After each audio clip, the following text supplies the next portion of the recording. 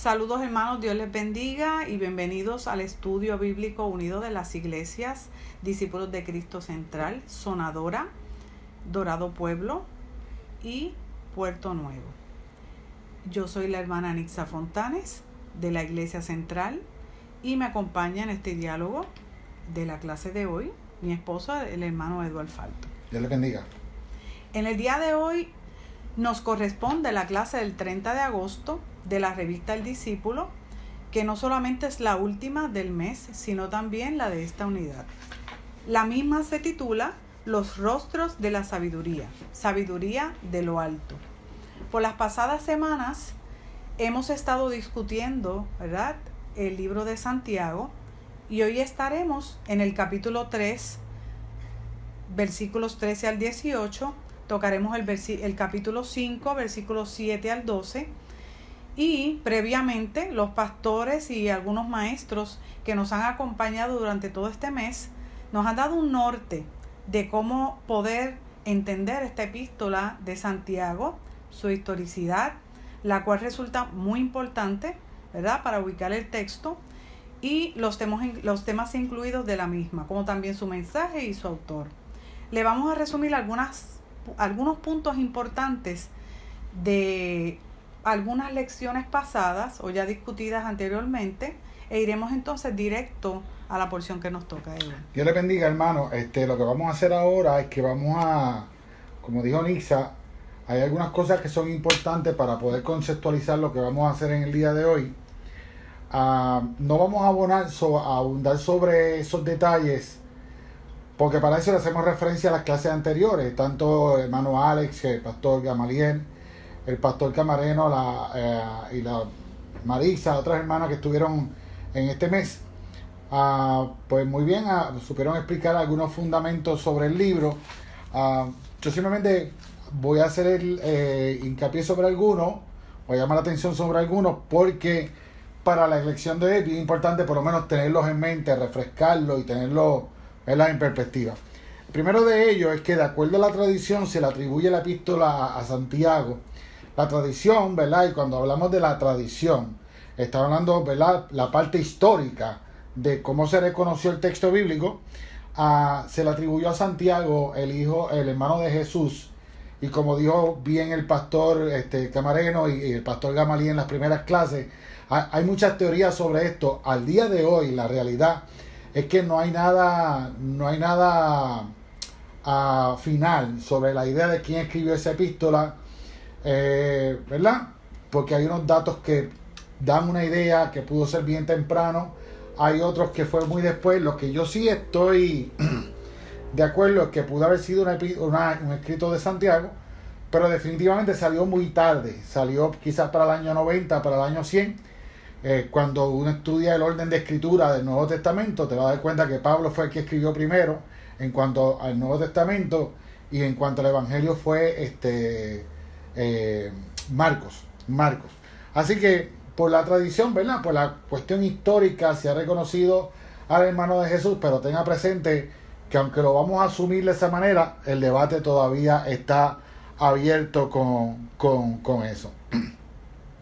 El hermano Alex en la primera clase nos decía muy acertadamente que es un texto disperso, y lo vamos a notar hoy en la porción bíblica de hoy. Nos vamos a dar cuenta de que de momento hay un cambio de tema y no tiene que ver una cosa con la otra. Así que el texto es disperso. Este libro trata de muchos temas distintos en una sola epístola, pero tenemos que tener en cuenta que la idea principal de este texto es la cuestión de la ética. La ética sería el denominador común dentro de todas estas variables de ideas que tenemos hoy. Y otra cosa, ¿verdad?, también que lo había mencionado en otras clases, es a la población a quien se le había escrito este libro. Y fíjese, apoyándome en lo que los otros pastores, compañeros también dijeron, cuando uno hace un estudio bíblico, cuando uno va a estudiar la Biblia de manera detallada, es bien importante estos datos históricos y ubicar el texto, porque eso nos va a evitar predicar de él sacándolo del contexto. Así que estos detalles, a quién le escribió. Yo tenía un amigo pastor que me decía un día, mira, el texto bíblico se le debe preguntar ¿por qué, cuándo, cómo y dónde? ¿Verdad? Y cuando uno contesta esas preguntas del texto bíblico, vamos a evitar interpretaciones o muy literales o muy fundamentalistas, o, ¿verdad? Y sacar el texto del patrón que es. Así que se le está escribiendo a los judíos cristianos que están esparcidos por diferentes lugares en esa área. Y para la explicación de judío cristiano le recomiendo que vaya, ¿verdad?, a las clases anteriores. Pero lo importante de esto es que había una persecución, pero la persecución no se dio en todos lugares. En algunos sitios sí. Cuando uno estudia la historia de la iglesia en el origen, hay algunos sitios que sí hubo persecución, hubo otros sitios que no había persecución. Más adelante vamos a tocar ese tema, pero en este caso, ¿verdad?, la iglesia, ¿verdad?, lo tomamos en general, como dice el libro de Hechos. Creemos que fue toda la región una persecución generalizada. Realmente hubo lugares donde nunca hubo una persecución, y estos judíos cristianos se ubicaron allí, levantaron su iglesia y todo allí, y nunca vieron nada de la persecución. El libro de Santiago es mayormente, como decía, un tratado de ética. Está escrito a un pueblo creyente, a gente que ha creído en Cristo, judeo-cristianos, gente que siguen practicando su ley judía, pero han creído en Cristo. Así que es un tratado de ética, y como decía el pastor Gamaliel en la primera clase, es como una encíclica de la ética de cómo los creyentes se deberían comportar. El número cuarto no establece conceptos elaborados de teología. Aquí no hay una teología muy elaborada como las conocemos hoy, limitándose a un pensamiento más práctico, lo que debemos hacer, cómo nos debemos comportar, qué es lo que debe suceder. Realmente es el punto. No hay mucho así de cristología, aunque en algún momento, ¿verdad?, referirse al Señor, asumimos que está refiriéndose a Cristo, pero sí vamos a ver una cierta noción, ¿verdad?, un olor de la escatología, y lo vamos a ver en la clase de hoy, cómo se aborda un tema poco escatológico para justificar otras cosas. Y por último, que los dichos de Santiago, y esta es mía, no son una novedad. Todo lo que está planteando Santiago en esta epístola no es nuevo. Ya existía este tipo de pensamiento, existía este tipo de forma. Quizá lo que pone una variación aquí es la cuestión a quién se le escribe. Pero la realidad, si usted ve la Torá o la ley, ¿verdad?, va a la ley, va a encontrar que muchos de los consejos que Santiago está dando en su libro los encuentra en la Torá, lo va a encontrar en la ley. Así que, y así sucesivamente, las primeras comunidades de creyentes, hay un documento que es bien antiguo, se llama la Didaché. En algunos sitios se le dicen Didaché. La Didaché es un documento preevangélico, ¿verdad?, mucho antes, donde aparecen las costumbres, lo que los cristianos deben haber. Ese documento que está disponible en internet, lo puede buscar así mismo, Didaché, y si lo lee va a decir, estoy leyendo los evangelios, porque la realidad es que ese libro habla sobre muchas de las cosas que Santiago está estipulando en su libro. De la misma manera vamos a encontrar el consejo de Santiago en los libros sapiensales, a través de la escritura. O sea, lo que Santiago está planteando no es nada nuevo, pero sí es la novedad, es a la comunidad a quien le está dirigiendo, ¿verdad?, este escrito que tenemos de frente, una epístola sumamente interesante. Y como les decía, la Didaché, ese documento, ¿verdad?, que establece estos parámetros, también Santiago está ahí. Así que vamos a ir a la lectura bíblica, vamos a leer los primeros versos, ¿verdad?, del capítulo 3, versículo 13. No vamos a ir a versículos antes. La hermana de la semana pasada, ¿verdad?, ella, Lisette, la hermana, hizo la clase sobre esto, así que a nosotros nos toca desde el versículo 13. Vamos a leer el versículo 13 al versículo 18 y por ahí vamos entablando un diálogo sobre el tema. ¿Quién es sabio y entendido entre vosotros? Muestre por la buena conducta sus obras en sabia mansedumbre. Pero si tenéis celos amargos y contención en vuestro corazón, no os jactéis ni mintáis contra la verdad, porque esta sabiduría no es la que desciende de lo alto, sino terrenal, animal, diabólica. Porque donde hay celos y contención, allí hay perturbación y toda obra perversa. Pero la sabiduría que es de lo alto es primeramente pura, después pacífica, amable, benigna, llena de misericordia y de buenos frutos, sin incertidumbre ni hipocresía. Y el fruto de justicia se siembra en paz para aquellos que hacen la paz. Esta porción bíblica, fíjese hermano, primero empieza con una pregunta: ¿quién es sabio entre nosotros? Y tenemos que tener en consideración que se está dirigiendo a los maestros, a las personas que ostentan algún tipo de autoridad. ¿Verdad? La pregunta infiere en cierta manera a esta superioridad que alguien puede tener, ¿verdad?, en estos conceptos de un desarrollo intelectual y sentirse superior a los demás. Pero si usted nota en el versículo 13, está la pregunta: ¿quién es sabio y entendido entre vosotros? Y rapidito tiene una expresión condicional: muestre. El que es sabio muestra. El que es sabio enseña. El que es sabio lo va a dar a conocer. Pero hay una palabrita bien interesante, ¿verdad? En todo esto, porque cuando nosotros vemos las definiciones cristianas de mansedumbre, y lo tengo por aquí, implica corrección, moderación, cortesía. O sea, implica, ¿verdad?, todo ese aspecto. Y fíjate, Nisa, el problema es que a veces tenemos maestros, y lo voy a hacer en sentido general, liderazgo. El líder que está arriba puede caer en esta tentación que la posición le puede ofrecer. Puede caer en la tentación que la posición le ofrece. Cuando la realidad es que el llamado de Dios, el llamado para proceder sabio, debería ser en una condición de una persona sencilla, de una persona humilde. Y Santiago lo plantea bien claro. Él te está hablando, dice, cuando te dice muestre. O sea, que el sabio tiene que explicar, que tiene que exhibir, ¿verdad?, una moderación, una corrección, una cortesía, una humildad, ¿verdad?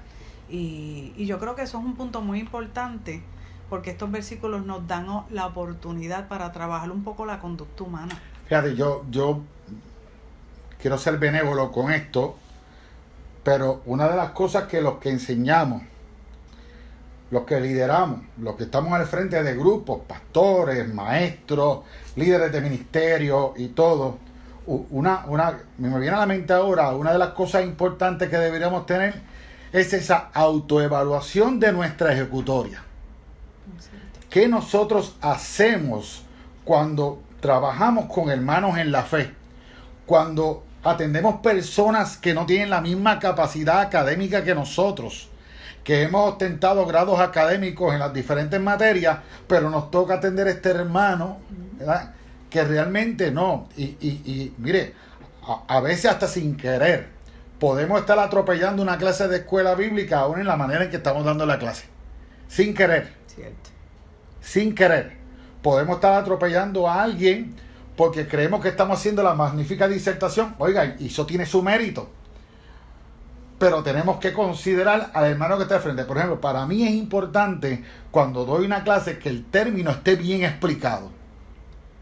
Porque en la manera en que yo lo puedo explicar en el lenguaje de la gente, es en la manera que esa gente lo va a absorber y se lo va a llevar para su casa y va a ser práctico para su vida. Mira, una vez un pastor me decía, y yo creo que tú te acuerdas de eso, que decía que lo que nosotros predicamos el domingo en la mañana debe servirnos para el lunes en la mañana. No, y redundar todos los días de la semana. Pero qué triste es que tú des una clase un domingo y ya yo creo que el lunes se le olvidó hasta el tema. Sí. ¿Qué fue lo que se habló, verdad? Sí, la realidad, ¿verdad? El punto en este versículo, y ¿verdad? Lo vimos de esa manera, era la cuestión de, mire, voy a dar una recomendación mejor todavía. Todos los que dan clases, enseñan, grábese, póngase un video, póngase un audio, y cuando llegue a su casa, escuche su clase. ¿Usted quiere un autoanálisis de verdad? Y nótese en la manera que usted pone la Biblia. Y nótese la manera en que usted pone su idea. Note la manera en que usted hace el acercamiento a la población que tiene al frente. Y es, mira, Dionisa, es una de las mejores maneras. Cómo se proyecta también. Te disciplina, terminas disciplinándote. Terminas dándote cuenta de la muletilla, del refraneo, del chiste, de lo que hiciste, que no era apropiado para la población que te está recibiendo. Mira, y una de las cosas que disfruto es de la escuela bíblica, los hermanos mayores en la escuela, en la iglesia. Pero esas personas merecen un respeto intelectual. Yo como maestro, llego allí pensando, no que ellos no tienen la capacidad de entender, no, ellos me pueden entender. Ahora, yo como persona sabia, tengo que buscar una manera que ellos entiendan lo que yo voy a hacer. Porque si le bajo con el mollero de todos mis estudios académicos, entonces de nada sirve. Oye, la terminología, a veces utilizamos terminología que tenemos que usar la moderación. Porque está bien estar capacitados, que tengamos un doctorado o que tengamos tal vez un bachillerato. Lo cual es meritorio, tiene su mérito, es bueno estudiar. Maestría en teología, perfecto. Todo eso es perfecto. Pero tú no puedes aminorar a esta persona que está al lado, que tal vez no tiene tus mismos estudios o la misma academia que tú tienes. Fíjate, y quiero aprovechar esta ocasión porque tampoco quiero quitarle mérito al intelectualismo. No. Claro que no. O sea, no quiero quitarle mérito. Por ejemplo, nosotros mismos hemos tenido oportunidad de grados académicos un poco más avanzados, pero, ¿sabes? No puedo quitarle mérito a eso porque estamos viviendo en una sociedad tan vana donde a veces se ataca la intelectualidad y se ataca el pensamiento crítico y razonable, ¿verdad? Y aquí la palabra correcta se llama el balance. El balance. Establecer balances. Porque también se puede caer en la retórica de que, como mucha gente usa el refraneo de iglesia y de Biblia, que no es por mucho saber, es lo que el espíritu, y dice... Lo que el espíritu diga asociará. Exacto, cantábamos hasta se usa un refraneo para justificar cierta actitud. Así que nada, de esto podríamos hablar mucho rato, pero tenemos que seguir. Fíjate que en el versículo 14 hay una palabra, 14 al 16 que tú acabas de leer, hay una palabra que nos brinca hacia afuera y es la conducta, ¿verdad? Y eso me da en la cabeza que este proceso de sabiduría, este proceso de comportarse y todo, tiene que ver con la conducta. Y antes que tú digas, para los hermanos, siempre es importante considerar que cuando estamos viendo la Biblia, también las ciencias humanas nos pueden ayudar. Claro que sí. Las ciencias humanas a veces nos traen luz sobre el texto bíblico. Por ejemplo, la arqueología, filología. Hay ciertas, ¿verdad? Psicología, etcétera, todas estas materias nos traen luz sobre esto, pero aquí, ¿verdad? Como que hay algo que implica algo más real en individuos, es un proceso, ¿verdad?, más conductual. Sí, porque estos versículos te proveen una oportunidad para que puedas hacer un análisis de la conducta. Yo creo que cuando vamos a trabajar con maestros o líderes, todo el mundo tiene una conducta, todo el mundo tiene una forma de ser, un comportamiento. Pero desde el versículo 13, Santiago tiene una preocupación porque se muestre una buena conducta, una conducta saludable. Te habla de eso, resumiendo, ¿verdad? Y para poder tocar un poco piso, ¿verdad? Con esta epístola, apelamos un poco a la conducta humana. ¿Cómo se conduce esa mente humana que en algunas instancias, no todo el tiempo, ¿verdad? Lo podemos ver siempre espiritual, porque hay personas que, no sé, Edward, pero ven todas las cosas espirituales, y yo puedo entender que en los caminos del Señor nosotros somos un ente biosociopsicoespiritual. Le voy a explicar la palabra. Somos un compuesto de una parte biológica, somos un compuesto de una parte emocional y también de una parte espiritual. Somos un ente de todas esas áreas. Nosotros no podemos descartar que un ser humano tenga celo, se muestre tal vez un poco amargo, pero que eso te lleve a una conducta irascible, donde te lleva una conducta de rivalidad, donde te lleva una conducta que es inadecuada Yo creo que entonces tendríamos que nosotros como creyentes evaluar cuáles son esas capacidades, ese comportamiento que tiene ese ser humano que no es mesurado.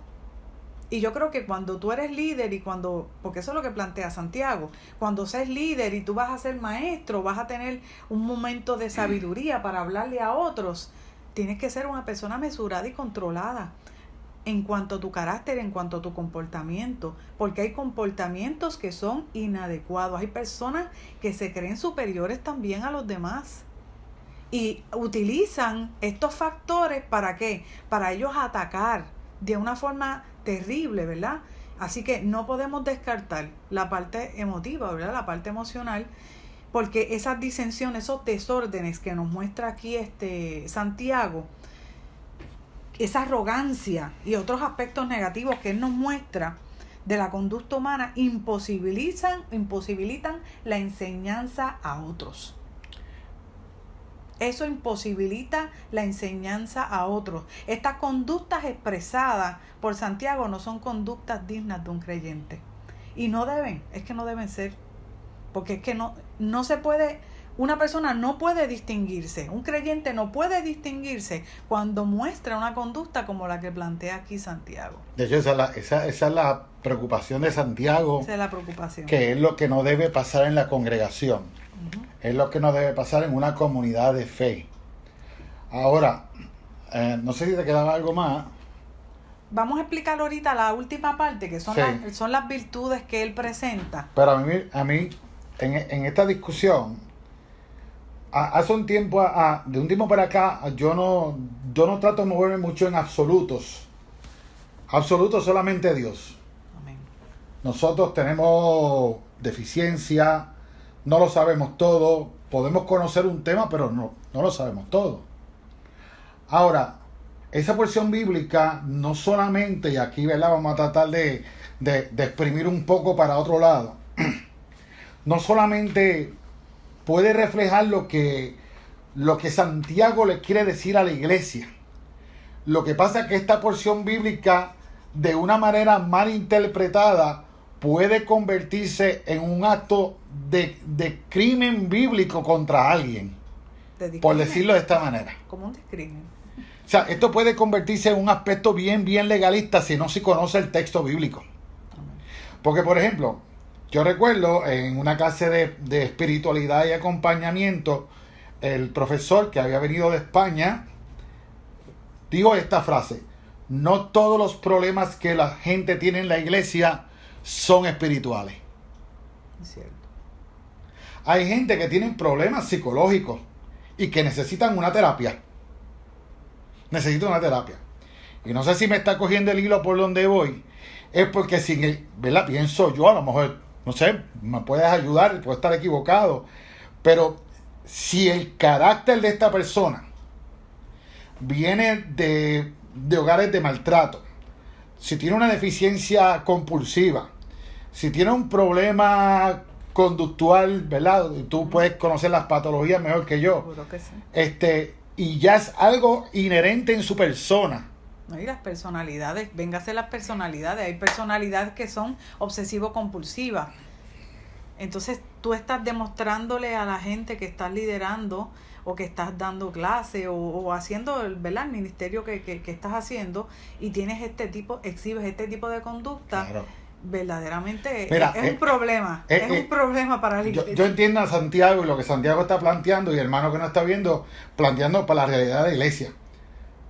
Pero ahora tenemos que hablar, ¿verdad?, que esa porción bíblica tenemos que tomarla con mucho cuidado, porque como dije al principio, puede ser un arma letal.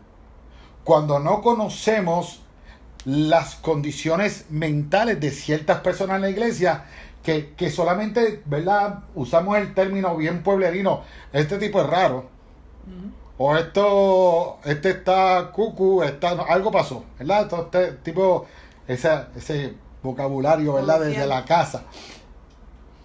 Por eso es que los pastores, líderes que me están escuchando, y lamentablemente en Puerto Rico, mira, no vayamos lejos, en Puerto Rico tenemos casos de personas que han liderado iglesias y no están capacitadas mentalmente para hacer eso. Entonces vemos conductas como esta, creemos que es algo espiritual, y los vamos así. No, la persona necesitaba una terapia, necesitaba trabajar con su carácter antes de ser pastor o ser maestro. Lo peor no es eso, es que pensamos que esto no pasa en la iglesia del Señor. Claro.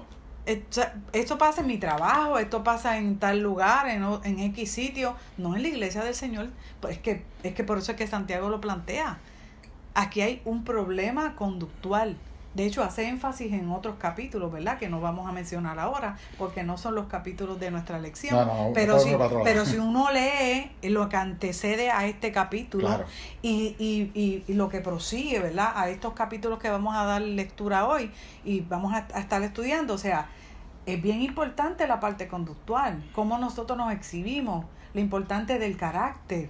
Así que todo el mundo no puede estar liderando en ese sentido. Para terminar mi idea, porque es algo que de momento me viene a la mente, que no sea que lo que estemos utilizando se convierta en un arma, ¿verdad? Para golpear a alguien. Uh-huh. Por eso entonces es importante, y una recomendación para los líderes, pastores que nos vean en esta escuela bíblica, es educarse de cierta manera para poder reconocer cuando realmente es un problema, ¿verdad? Espiritual, conductual, puede ser circunstancial, eso se puede resolver, no hay problema, pero cuando la persona ya viene con un background, por usar esa palabra, ¿verdad? ¿Vas a entender? Viene con historial de bipolaridad y todo esto, y los ponemos a liderar, sabe que muchas veces podemos encontrar esa situación, y ahí está el efecto de la mansedumbre, de la paciencia, de cómo bregar con este hermano, ¿verdad? Con esta persona que tenemos de frente. Claro, en estos tiempos de Santiago no se pensaba nada de eso, pero nosotros tenemos la capacidad hoy día de ver y identificar qué es qué. Pero no hay que dudar que eso ocurría, por eso es que Santiago lo plantea, claro. Y nosotros como iglesia no podemos descartar que nos puede ocurrir, así que nosotros debemos de estar, ¿verdad?, atentos a estas señales que nos plantea el apóstol. ¿Te quedaba algo de lo conductual? ¿O era más adelante? No, más adelante. Versículo 17, ¿verdad? Vamos a tratar de avanzar un poquito. Acuña el término que prácticamente es el tema de la clase, ¿verdad? Sabiduría de lo alto. Dice, pero la sabiduría que viene de lo alto, gente, es primeramente pura, después pacífica, amable, benigna, bla, bla, bla. De eso va a hablar Nisa en los próximos minutos.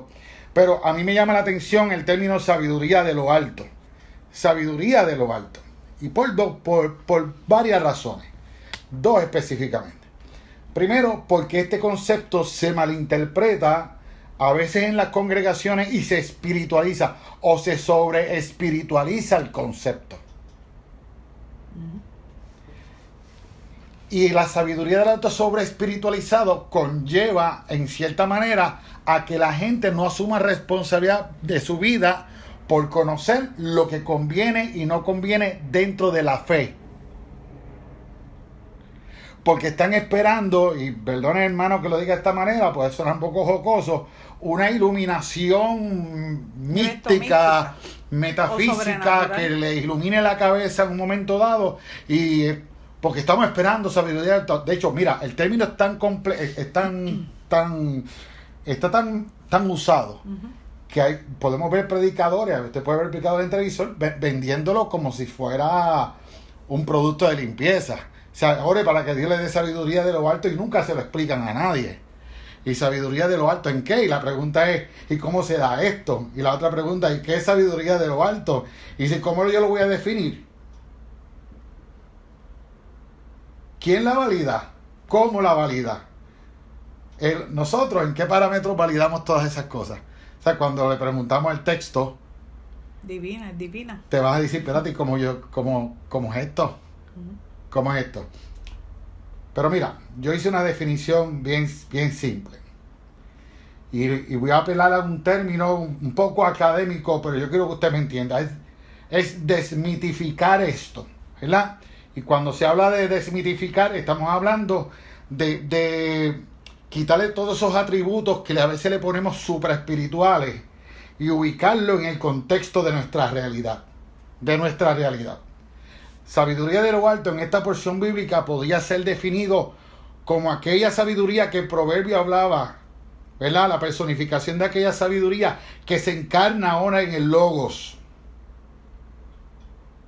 Tenemos la sabiduría encarnada ahora en Cristo. En la vida de Cristo. Y ahí terminaría el tema.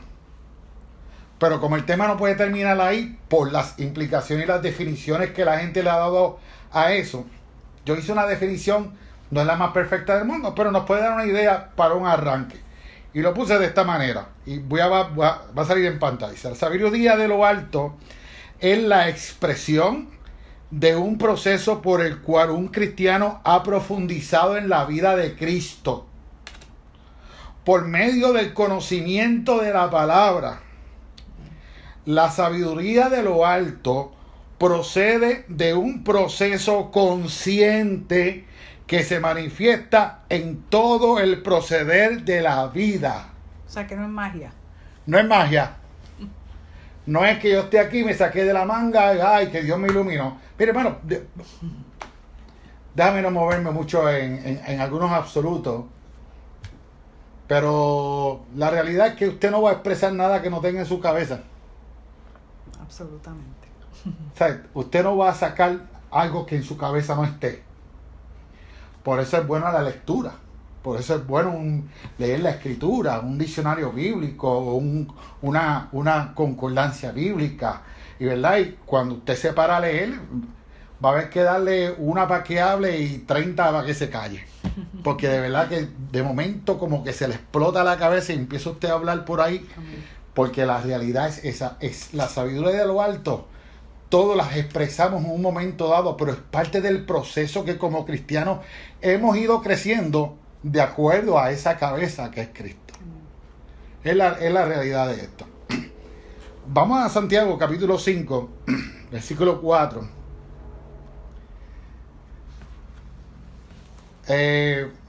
Hacemos referencia a Santiago, capítulo 5 del 1 al 6. ¿Verdad? Porque para caer en el capítulo 5 y el versículo 7, creo que tú tenías algo antes, ¿verdad? De las cualidades, sí, que no quiero obviarlo.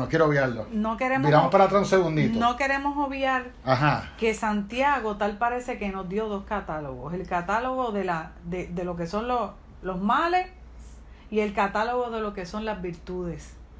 Y a mí me parece importante mencionar que cuando él estaba diciendo estas palabras, ¿verdad? En el versículo 17, que él decía, pero la sabiduría que es de lo alto es primeramente pura, pacífica, amable, benigna, llena de misericordia, buenos frutos, sin certidumbre ni hipocresía. Puro porque es correcta, es limpia. Sin corazón puro no hay conducta pura. No hay conducta pura. Claro. Pacífico porque la verdadera sabiduría se manifiesta en una conducta humilde y pacífica. Amable, benigna y misericordiosa. Y yo uní esas tres.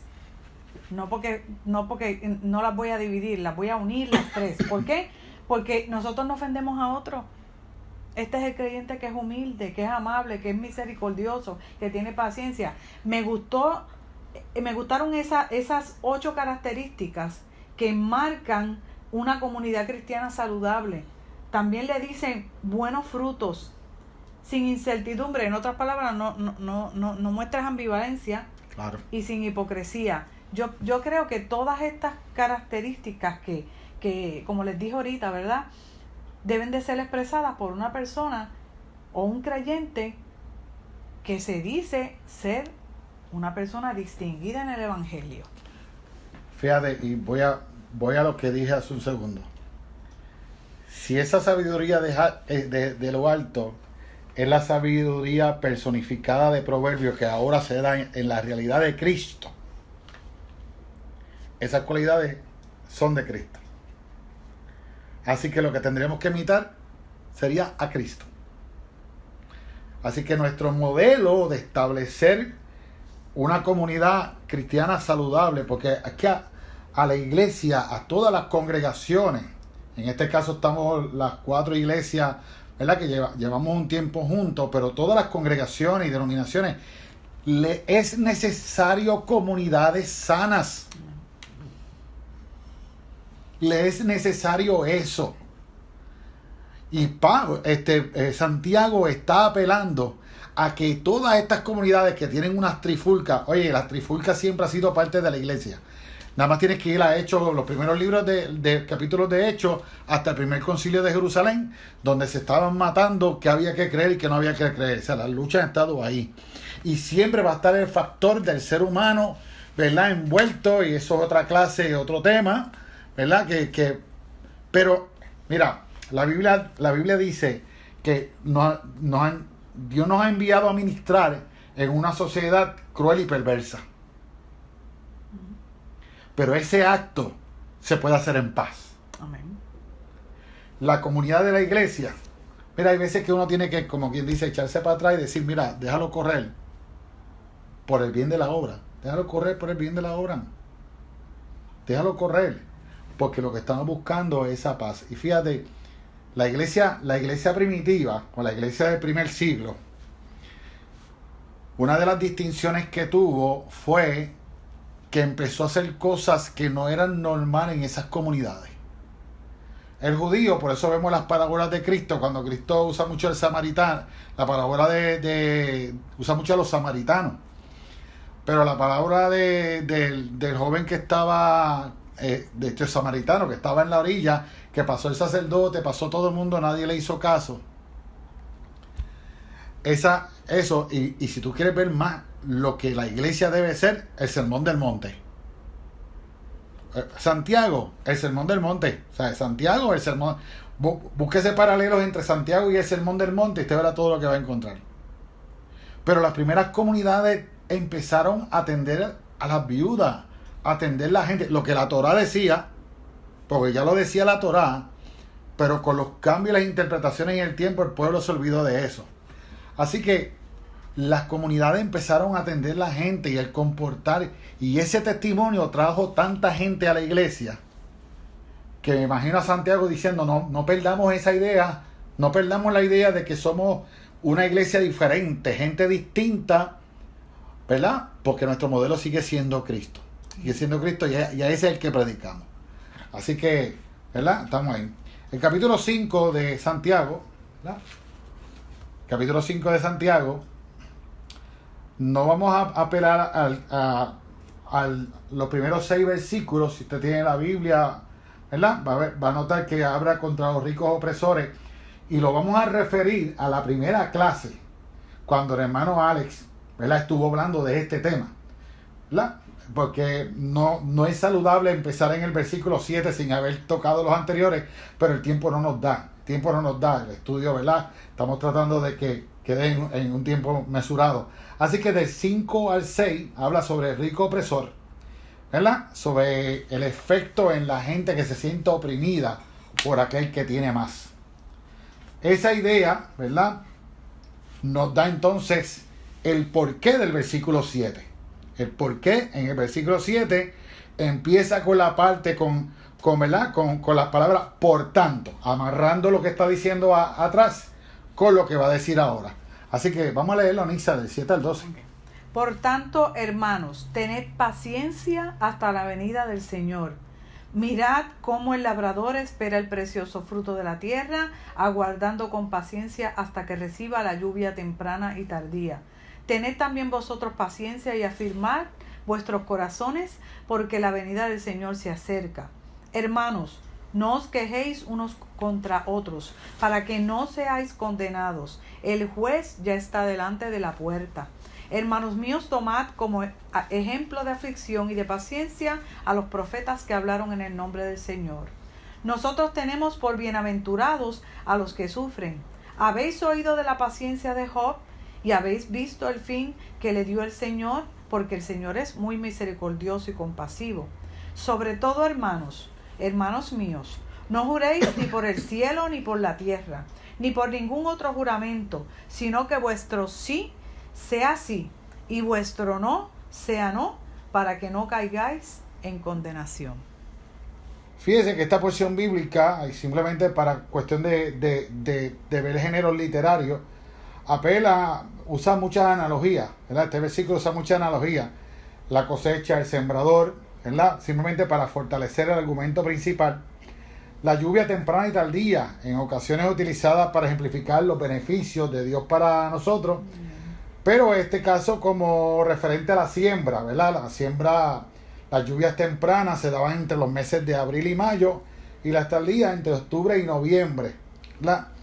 Por último, la historia de Job, ¿verdad? La historia de Job es una historia muy conocida, es un poema hermoso, antiguo. Esta historia es muy conocida entre los judíos, así que Santiago no tiene ningún problema a apelar, ¿verdad?, a todo esto para decirle a los hermanos: tengan paciencia. Esto no va a durar toda la vida. Eventualmente se va a acabar cuando Cristo venga. Ese es el proceso. Yo creo que es un proceso. Toda persona tiene que vivir un proceso. Y yo creo que el creyente que vive acelerado, que no tiene paciencia, que es lo que muestra, ¿verdad?, ese versículo 7, que te habla algo tan sencillo como la cosecha. Si yo voy a sembrar un árbol, al otro día no voy a adquirir ninguna cosecha. O sea, yo tengo que esperar. Job tuvo que esperar. La lluvia hay que esperar. Todo es un proceso de espera, que a veces hace que la gente, ¿qué es lo que hace? Debería decir, ¿verdad? Me preguntaría yo, ¿qué es lo que hace que la gente no tenga la paciencia? ¿Qué es lo que hace que la gente no pueda lograr ese momento de paciencia que nos muestra Santiago? Yo creo que es un punto importante para tocar, porque mucha gente en el Señor no padece de eso. Claro. Vamos al versículo 9, ¿verdad? Porque se nos está yendo el tiempo. Pero fíjate que el versículo 9 tenemos un llamado al quejarse unos con otros. ¿Verdad? Esta situación de quejarse unos con otros. Y un llamado, ¿verdad?, a esa cuestión maliciosa, abusiva de las relaciones mutuas. Y a estar, ¿verdad?, quejándose de las personas. Yo te decía, ¿verdad?, antes de estar discutiendo esto, que esto de la queja del hermano es algo peligroso, porque puede rebotarte para atrás. Porque hasta donde la queja por tu hermano se convierte en la regla por donde yo te voy a medir a ti. Sí, porque si un hermano está en un ministerio X, ¿verdad?, no hizo algo bien, yo tengo que juzgarlo. No, y pasa hasta peor. Yo tuve una experiencia en la vida y eso a mí me enseñó mucho. Tenía una persona estaba haciendo una labor y yo siempre dije que yo lo podía hacer, que si yo tuviera esa posición yo lo haría mejor que él y todo. Y la vuelta de la vida fue que un día me dieron esa posición. Salió a ser que yo no cumplí con nada de lo que había criticado. Y hay veces que esta crítica, ¿verdad?, se va a convertir en la regla por la cual te voy a medir. Te voy a medir a ti. A veces podemos levantar quejas contra el hermano, porque el pastor decidió, el hermano hizo, pero si algún día tú llegas a la posición, sabes que por ahí te van a medir a ti también. Así que vamos a desarrollar este hábito de paciencia, de respirar hondo y entender, ¿verdad? Y a veces hasta en las situaciones de los pastores, mira, los feligreses, la vida pastoral, y que perdone que apele a esto, pasan tantas cosas que los feligreses no entienden, que lo mejor es orar. Amén. Es cierto, mejor es orar. Porque a veces el pastor va a tomar muchas decisiones, y aquí no estoy defendiendo a ninguno, pero la realidad es así. A veces se toman unas decisiones que los feligreses preguntan, no, es que hay unas razones ulteriores que te llevan a tomar esa decisión. Que nadie sabe. Y pues a veces los pastores sufren la crítica, pero la realidad es que, ¿sabes? Pero vamos a terminar esto. Así que, ¿verdad? Volvemos a ese punto. El versículo 12 es un versículo, como decía el hermano Alex en la primera clase, que carece de conexión. No tiene conexión con nada de lo que estamos hablando. Apareció y lo pusieron ahí en el medio y una piedra donde vamos a tropezar. Fíjese que no hay relación de ese versículo con los anteriores. ¿Verdad? Y como decíamos, la característica típica de fragmentar. Fíjese que ese versículo habla claramente, en versículo 12, no juréis ni por el cielo, ni por la tierra, ni por ningún otro juramento, sino que vuestro sí sea sí En Mateo habla el sí, el no. Hay una referencia en Mateo para este versículo, que la puedes buscar allá. Y tú no seas, no. Fíjese que aquí no está hablando Nisa que está descartando el jurar. No lo descarta. O sea, jurar no es el problema. Abusar de los juramentos es el problema. El abuso que se da del juramento. También tenemos que entender de que ya desde la Torá, desde la ley, pues mencionar el nombre de Dios, jurar por Dios era un gran problema. O sea, no se podía jurar por Dios. O sea, ese tipo de juramento era una cosa prohibida, era algo problemático. Y se fue desarrollando esto. Y cuando leo esta porción bíblica, me recuerda aquella cosa que teníamos en los tiempos de nuestros padres, la palabra que se empeñaba. Pues yo creo que un poco de eso es lo que Santiago está mostrando, es que seamos más afirmativos. Posiblemente, claro. Parte de la conducta que hablamos ahorita, parte de la conducta que debe mostrar un creyente es que sea afirmativo. Mira, si tú sí, sea así, que sea firme, afirmativo. Y fíjate si que es no, pues también es no, ¿verdad? El empleo frívolo de juramento también es un menosprecio de la sinceridad. Claro. Es un menosprecio de la sinceridad. Y cuando la persona, yo juro, que a veces tú lo ves y dicen, pues, en la conducta protestante pues se ha demonizado la cuestión de jurar y preferimos, ¿verdad?, que tú sí seas sí, tú no seas no, pero aquí el apóstol no está descartando el jurar. Es que no se abuse sobre eso, claro, porque a veces se puede jurar hasta manipular, se puede jurar hasta para proyectarnos de una manera. Oye, nos pasa en la sociedad, en la política, en todo. Te juran por el cielo y por la tierra que ellos son los más tremendos y la realidad no es así. Así que mejor empeñar una palabra segura, una palabra, como decían en los tiempos antes, de caballero, una palabra de dama, de gente, que somos firmes en nuestro proceder y mira, quizás salimos mucho mejor. Así que, ¿verdad? El tiempo no nos da para mucho más, pero vamos a resumir así en pequeño, ¿verdad?, lo que hemos visto hoy en la clase. Ajá, Alenisa. Pues la sabiduría es la capacidad que es concedida por Dios para que en el discurrir y la conducta de la vida podamos conocerle como Él es. Y un creyente genuino, hermano, es un creyente que siempre va a mostrar sabiduría. Y es importante que la sabiduría more en el corazón para que se vea manifiesta no solamente en palabras, sino también en conducta. Nosotros necesitamos ser modelos de sabiduría. Claro que sí. Hace falta ser modelos de sabiduría. Y que mantengamos una forma de vivir que atraiga la atención de quienes nos contemplan, ¿verdad? De quienes nos escuchan. Uh-huh. Así que yo creo que una persona que es sabia, ¿cuánto nos encanta escuchar a las personas que, oye, esa persona me encanta escucharla porque sabe mucho, ¿verdad? Y así que yo creo que un poco de eso, ¿verdad?, es vivir de una forma que atraiga la atención de aquellos que nos contemplan. Así que una persona que tenga el corazón, donde en ese corazón more la sabiduría, es una persona, vuelvo y se lo reitero, que manifiesta no solamente en palabras, sino también en conducta la sabiduría, que es de lo alto. Fíjate, también la adquisición del conocimiento no nos pone por encima de nadie, ¿verdad? Y hablando en el aspecto académico, intelectual, esa adquisición de conocimiento no nos pone por encima de nadie.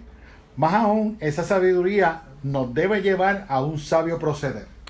A un sabio proceder, a una consideración del otro. Nosotros nos educamos bíblicamente porque es parte de lo que vamos a hacer, amar al prójimo como a nosotros mismos. Amén. Y que vivimos con la esperanza que todo tiene un final. Todo tiene un final. Hay que trabajar con las situaciones de la vida de todo un final, pero mientras ese final llega, con paciencia y responsabilidad debemos enfrentar todas las circunstancias de la vida. Tenemos que, como individuos y como iglesia, enfrentar nuestras realidades, porque a fin de cuentas es a donde el Señor nos mandó a ministrar. No nos da tiempo para mucho más, tenemos que dejarlo ahí. Muchas cosas que se podrían abonar a toda esta porción bíblica. Le recomendamos que vea las clases anteriores, repásela, coja sus notas y haga un panfletito del libro de Santiago de apuntes porque eso le va a servir, ¿verdad? Para repasar más adelante todos estos temas, o puede ir a las páginas de la iglesia, a YouTube, y volver y ver las clases, ¿verdad? Que es una herramienta muy buena. Así que de nuestra parte, gracias por el tiempo de estar con nosotros. Isa. Dios les bendiga y construyamos una vida de sabiduría de lo alto. Claro que sí, Dios les bendiga. Dios les guarde.